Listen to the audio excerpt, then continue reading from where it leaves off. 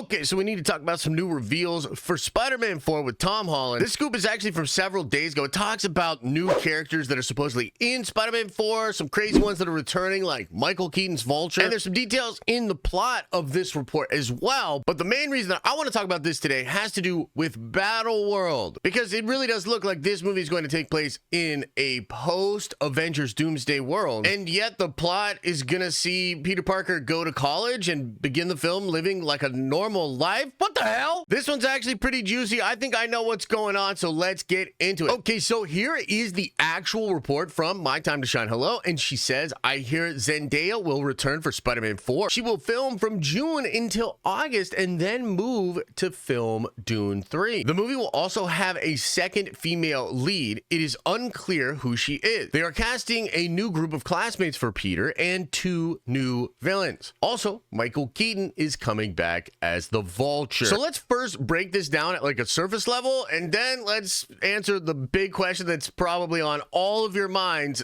as you are reading this, which is basically like, how the hell does this fit into the multiverse? How the hell does this fit into Battleworld? How the hell does Noel and Venom play a role in this? What the hell is going on? Okay, so on the surface level, I don't mind Zendaya being in the movie. I think it's cool. I think they don't know each other, right? Currently, the spell makes it so she doesn't know at all who Peter is. But Zendaya is a massive star. There's just no way around it. She's a massive star. And I think it's a big deal that Tom and her are dating. It's kind of like a cool story. It's marketable, it's fun. However, I also think that this could be used in a really creative way in the movie to sort of show that this universe is not the one that Peter was in last time we had a solo movie. But we're gonna get there in just a second. Now, there's another female lead in the film. That's really interesting. Shine keeps teasing like Sydney Sweeney, and there's this big rumor among fans that Sydney Sweeney would be cast as the Black Cat, and Black Cat would be a part of this Spider-Man 4 film. And I can think of 2 big reasons why fans really want that to happen. But as of yet, there's nothing confirmed on that. In fact, Alex Perez has kind of hinted that that's not happening. Maybe Alex is just a little annoyed that Shine keeps pushing for that. But the next bit here is kind of interesting. They are casting a new group of classmates for Peter and 2 new villains. Now, hold on. Wait a minute. So Peter's actually going to be going to college, maybe just going to some kind of community college or a smaller college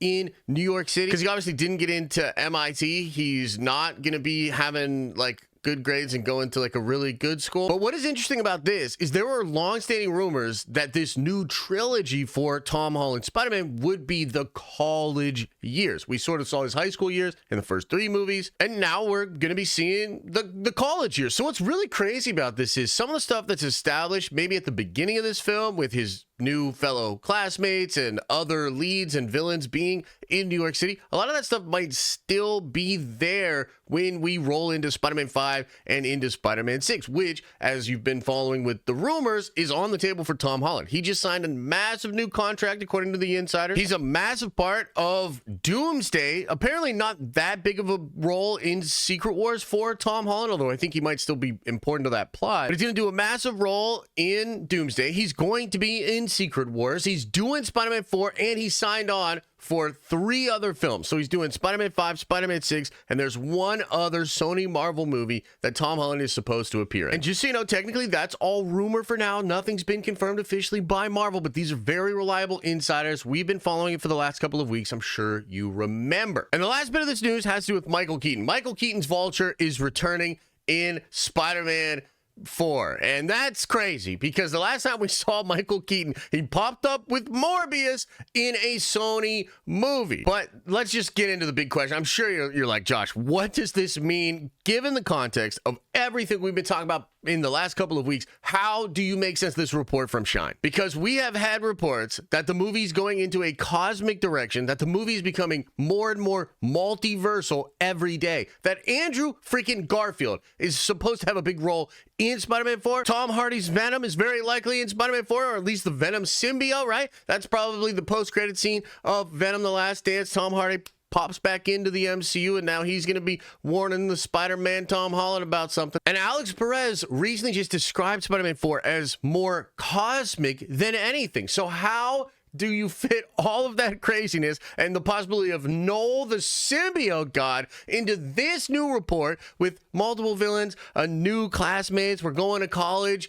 Michael Keaton's back, Zendaya's back? Like, if you didn't hear any of the other scoops, rumors, or leaks from the past couple of weeks, right, and you just saw this report, you'd be like, oh, so Spider-Man 4 is just going to be grounded street level, and they're just continuing his story and setting up his college years. Whee! And on top of it not jiving with all of those other reports, there's also this big elephant in the room, and that's the Battleworld concept, because this movie is filming after Avengers Doomsday, and right now it has the July 26, 2026 release date, so it will come out after Avengers Doomsday. And basically, the scoopers, the insiders, super fans like myself, like, we all believe that Avengers Doomsday will end with the destruction of the multiverse, possibly even the destruction of Earth 616. And there are two main reasons why people believe this. Number one, it's just the comic book thing, right? In all the versions of Secret Wars, a battle world is created. In the original Secret Wars, the Beyonder destroys the whole universe and then just creates Battle World. And in Jonathan Hickman's Secret Wars, the entire multiverse is destroyed, and God Emperor Doom, with the powers of the Beyonder, reaches out, grabs up all kinds of little things from the multiverse, smashes them all together, and then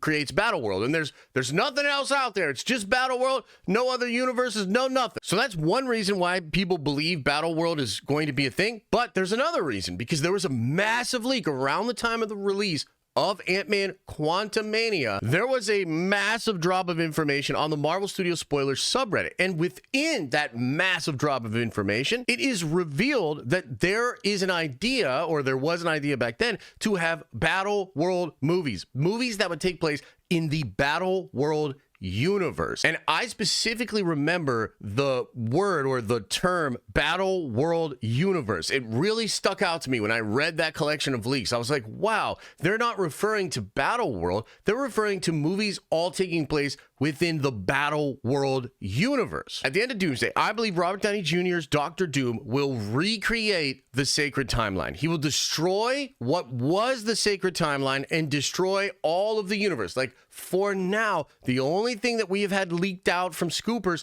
about what Doctor Doom's actual plan is that he wants to eliminate the multiverse, have one singular universe that he can control. That is, in Doctor Doom's mind, the best way to keep everybody safe and probably liberate them from control, but that's a little bit of speculation on my part. Basically, we've just heard that Doom wants to eliminate the multiverse. And if you watch Deadpool and Wolverine, especially the deleted scenes of Deadpool and Wolverine, it's pretty clear that the sacred timeline is the only timeline that just can't be destroyed. Like, that's something that Paradox talks about. Your world may seem singular to you, but really it's a teeny tiny weeny speck on a vast cosmic canvas. In reality, the only universe considered the true universe exists on the sacred timeline. That's essentially why he's willing to take Deadpool and plug him into the sacred timeline, and that's where all the Secret Wars, future multiversal war stuff happens, because I think what they're going to establish in the MCU is that the sacred timeline cannot be destroyed. It's like the only persistent universe, and all the multiverse branches off of it. And so the simple explanation for how all of these new reports about Spider-Man 4 can coexist with all the multiversal reports and the cosmic reports, and the fact that the movie is going to be in the Battle World universe,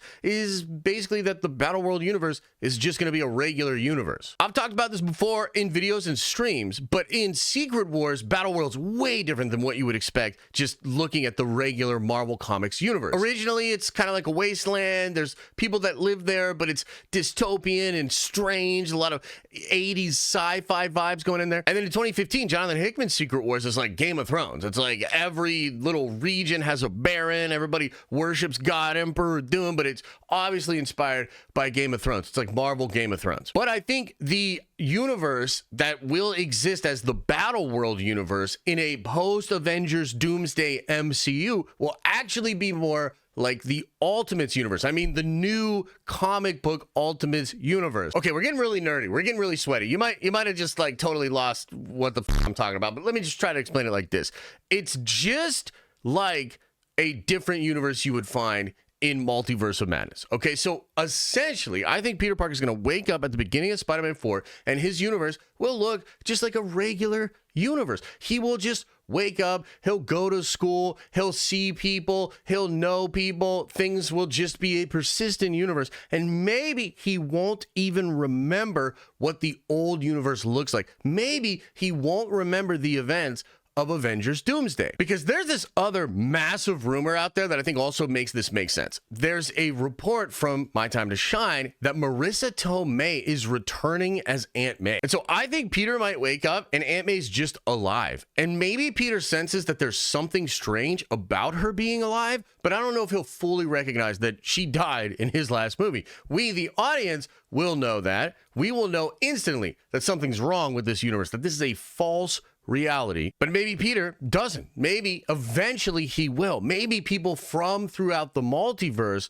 will enter the picture and actually show him how weird and wrong and just not good this universe is. And perhaps at that point, that's when other characters like Andrew Garfield, Spider-Man, maybe Tom Hardy's Venom, they enter the fold, team up with Tom Holland, and then maybe that's where the multiversal / cosmic side of this thing comes in, right? When Alex Perez says cosmic, perhaps the reason he's saying that is because there's actually not a multiverse. There's not other universes that Tom Holland and his friends can go jump around at that point. There's just the Battleworld universe. But perhaps to go get to Doctor Doom or to defeat Null, who perhaps is in charge of Earth at this point, right? Then all of our heroes would have to leave Earth and go into space and travel to a different planet or travel to a different setting in order to fight Null or maybe Doctor Doom or something like that. Okay, I know it's really nerdy. This is getting really, really sweaty, but essentially that's how you can make sense